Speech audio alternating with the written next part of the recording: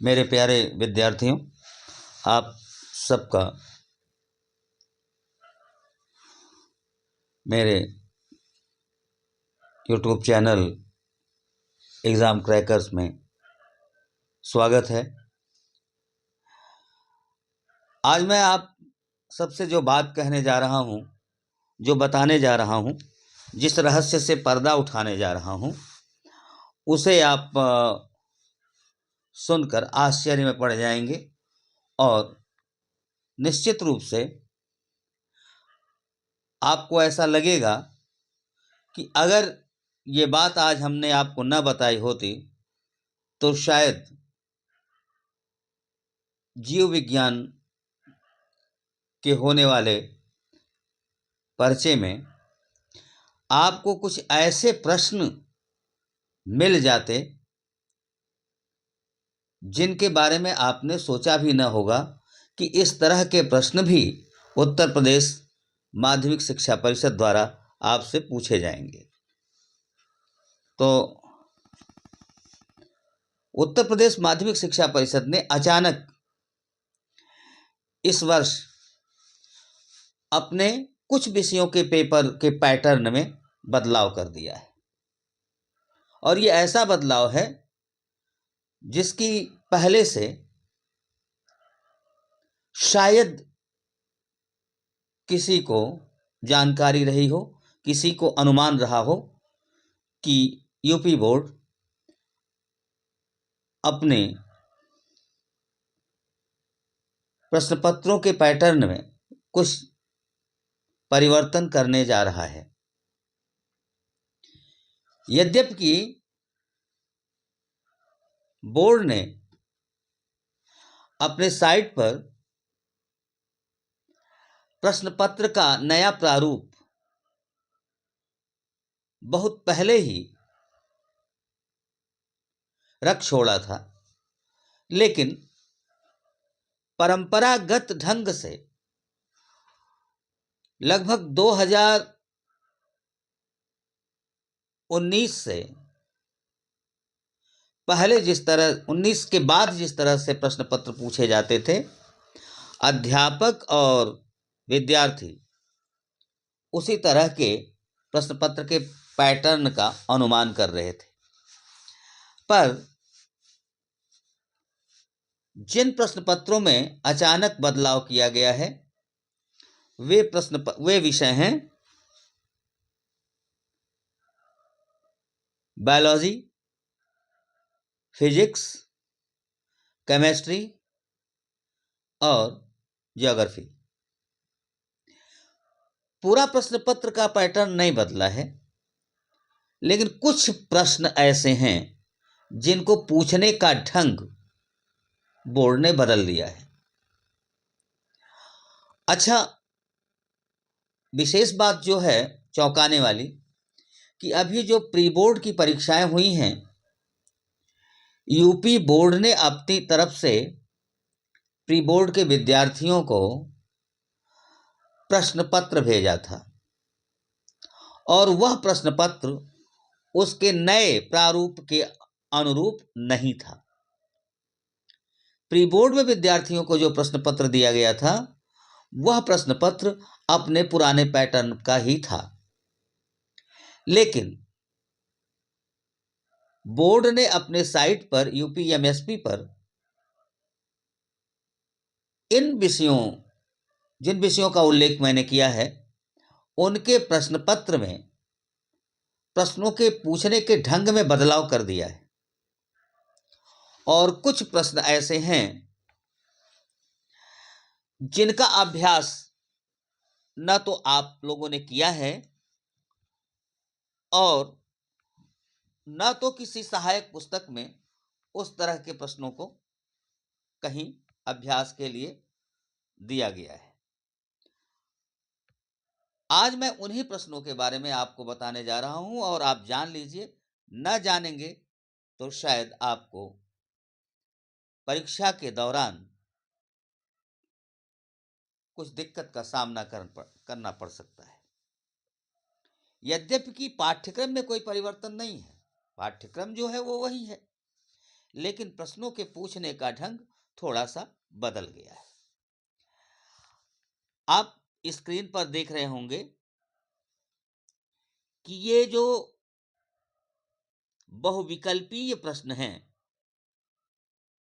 देखिए समय वही है, 3 घंटा 15 मिनट निर्देश दिए गए हैं। प्रारंभ के 15 मिनट परीक्षार्थियों को प्रश्न पत्र पढ़ने के लिए निर्धारित है। सभी प्रश्न अनिवार्य हैं। आवश्यकता अनुसार उत्तरों की पुष्टि नामांकित रेखा चित्रों द्वारा कीजिए। सभी प्रश्नों के निर्धारित अंक उनके सम्मुख अंकित हैं। ये निर्देश है, यह निर्देश हर साल रहता है और पूर्णांक 70 नंबर का है। पूर्णांक 70 नंबर। अब आइए जो बहुविकल्पीय प्रश्न है उसमें देखिए क, एक मिनट कहाँ भाग गया, कहाँ चला गया, क तो जैसे पूछा जाता था वैसे है, प्रश्न है, विकल्प 4 दिए गए हैं। ख जैसे पूछा जाता है वैसे है, 4 विकल्प दिए हैं, उसमें से एक छाटा। लेकिन जो ग है बहुविकल्पीय प्रश्न का, ग उसको देखिए जरा ध्यान से, वह प्रश्न पढ़िए। लिखा है सूची 1 को सूची 2 से सुमेलित कीजिए। ये सुमेलित करने वाला जो प्रश्न है, इस तरह का प्रश्न नहीं दिया गया था, न तो प्री बोर्ड में दिया गया है और न कहीं और अभ्यास के प्रश्न जो आपकी गाइड वगैरह पढ़ते हैं उनमें दिया गया है। तो यह जान लीजिए कि आपके पाठ्यक्रम से कहीं न कहीं से जो अवधारणाएं हैं, जो पाठ्यक्रम में तमाम डाटा दिए गए हैं, जो विशेष बातें दी गई हैं, उनके आधार पर यह प्रश्न आएगा सुमेलित करने वाला। तो 2 सूची दी रहेगी, सूची 1 और सूची 2। उसमें ABCD 4 विकल्प रहेंगे, 4 चीजें रहेंगी, जिसमें अल्टरनेशन रहेगा। आप उसको सुमेलित करिएगा, सूची 1 से सूची 2 को सुमेलित करिएगा और सुमेलित जो आपने किया उसका उत्तर इसमें से छांटिएगा कि कूट में कौन सही है। सुमेलित करने के बाद जैसे यह है कि सूची 1 से 2 सुमेलित कीजिए और सूचियों में नीचे दिए गए कूट का मिलान करिए। तो देश का नाम और नई विलुप्त जातियां, मॉरिशस, अफ्रीका, ऑस्ट्रेलिया और रूस। इनके लिए दिया गया है थाइलेसिन, स्ट्रेलर समुद्री गाय, डोडो, क्वैगो। तो अब इसमें देखिए, इसको सुमेलित करना है।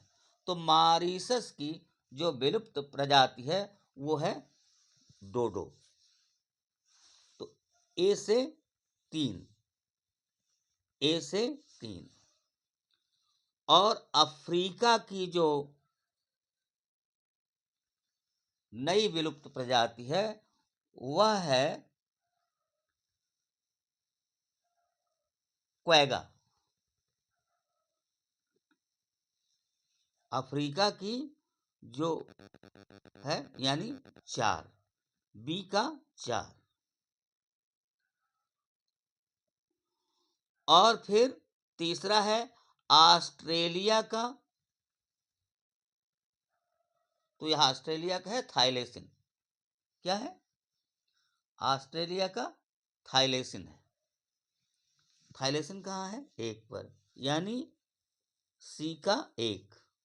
तो देखिए ए का 3, बी का क्वेगा 4 और सी का 1 और डी रूस का है स्टेलर समुद्री गाय। यानी ये जो तीसरा विकल्प है ये सही है, ये सुमेलित करने वाला है। ये नया पैटर्न है क्वेश्चन का।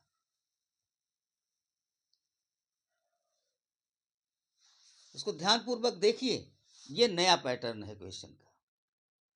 1 नंबर का प्रश्न है, लेकिन इसने आपको सोचने के लिए मजबूर कर दिया है और इसमें तनिक भी असावधानी करिएगा तो यह 1 नंबर गया। तो इस तरह से किसी भी पाठ से इस तरह की अवधारणाएं दे दी जाएंगी और आपको उसको बताना रहेगा।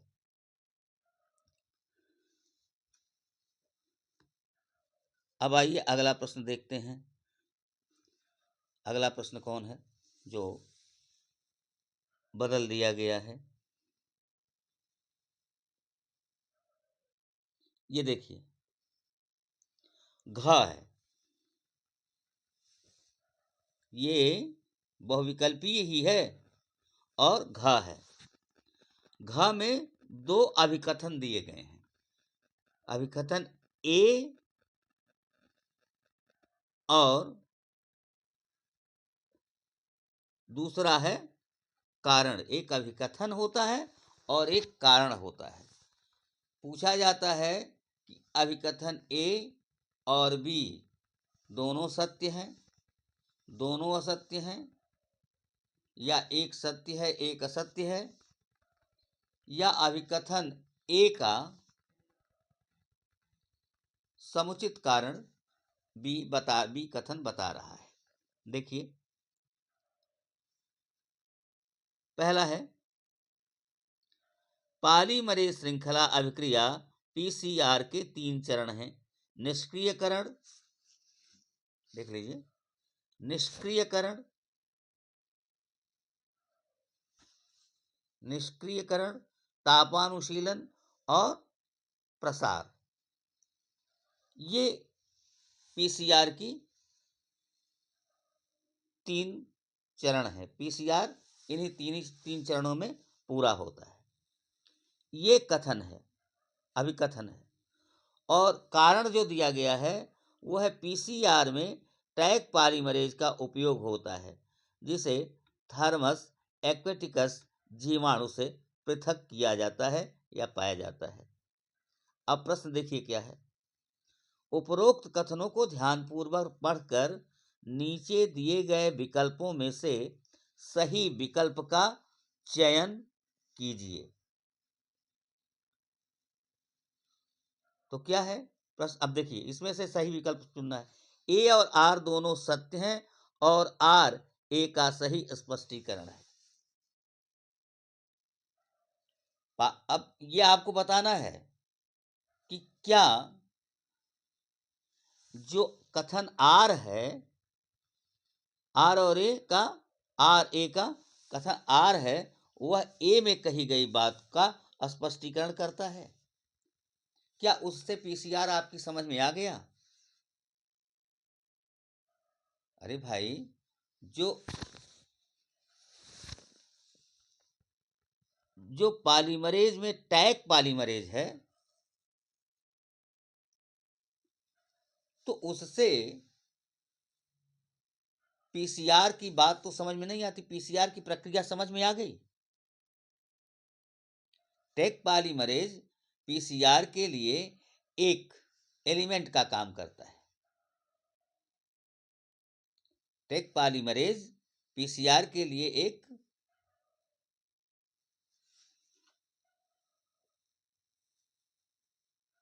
पदार्थ का काम करता है, एक कारक का काम करता है, लेकिन पूरे पीसीआर को इससे समझा तो नहीं जा सकता।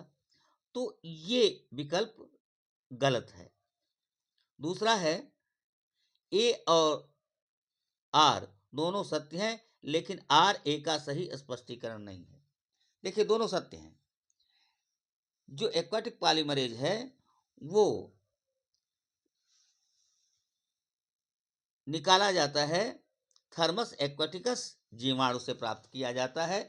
ये सही है और ये पीसीआर में प्रयोग आता है।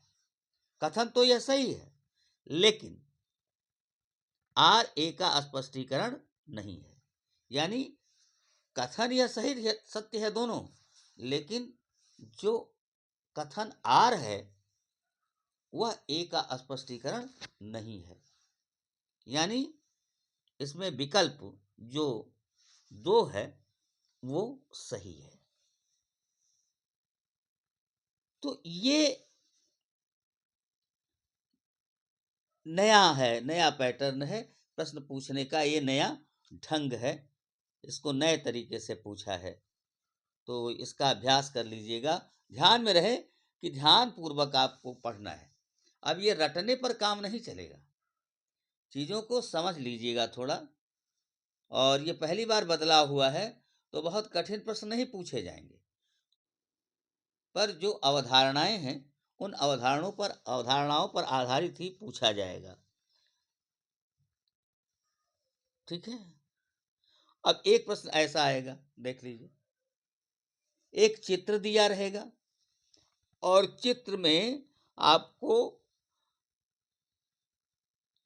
चित्र के आधार पर आपको प्रश्नों को हल करना पड़ेगा और चित्र के एक अंग का लेवलिंग नहीं रहेगा। देखिए, चित्र के एक अंग का लेवलिंग नहीं रहेगा, उसको आपको बताना पड़ेगा। चित्र में रेखांकित भाग ए का नामांकन करिए। ए का देखिए, 1 2, चित्र की पहचान कीजिए, यह क्या है। मूलांकुर चोल और प्रांकुर चोल में अंतर बताइए। फिर है चित्र में रेखांकित ए का नामांकन करिए। ये 3 नंबर का प्रश्न है, इस तरह का प्रश्न है।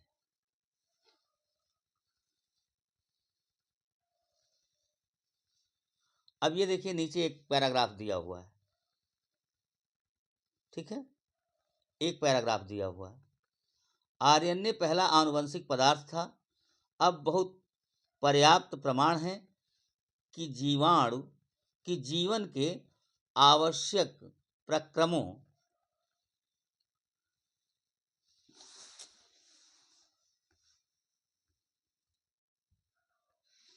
जीवन के आवश्यक प्रक्रमों, ये प्रश्न संख्या देखिए, ये 1 है, 4 का ग है। ये चौथे प्रश्न में देखिए परिवर्तन हुआ है, एक चित्र वाला है और एक पैराग्राफ है। इस पैराग्राफ को पढ़ करके नीचे के प्रश्नों के उत्तर देने हैं। 1 2 3, ये 3 प्रश्न हैं। इन 3 प्रश्नों के उत्तर देने हैं इस पैराग्राफ को पढ़कर। ये प्रश्न पहले नहीं था।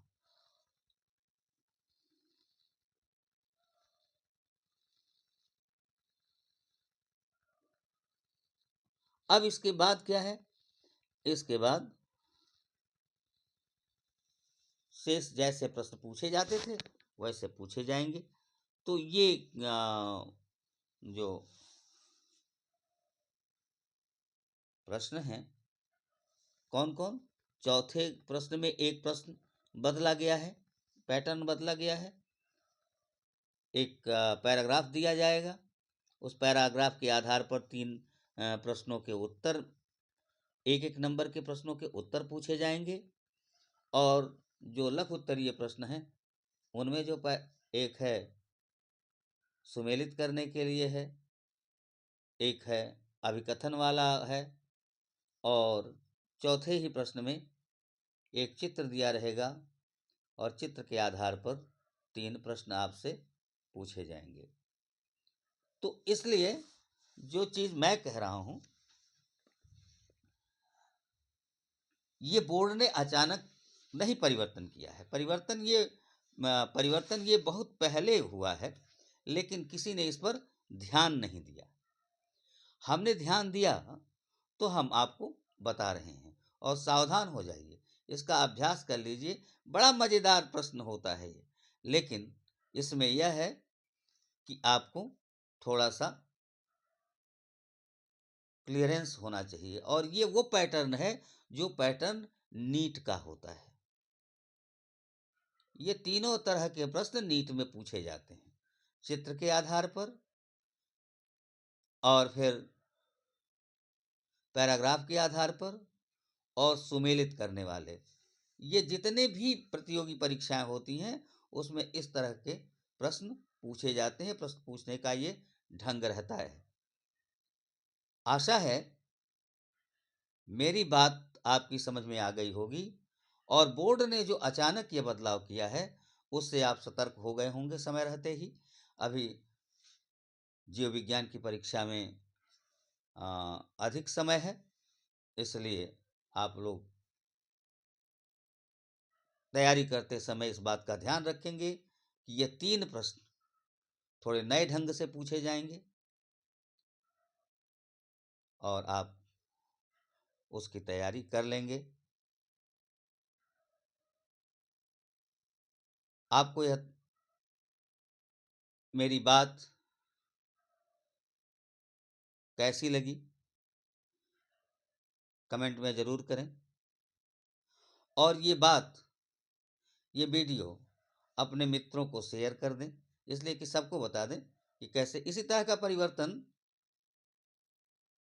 फिजिक्स में भी हुआ है, इसी तरह का परिवर्तन केमिस्ट्री में भी हुआ है।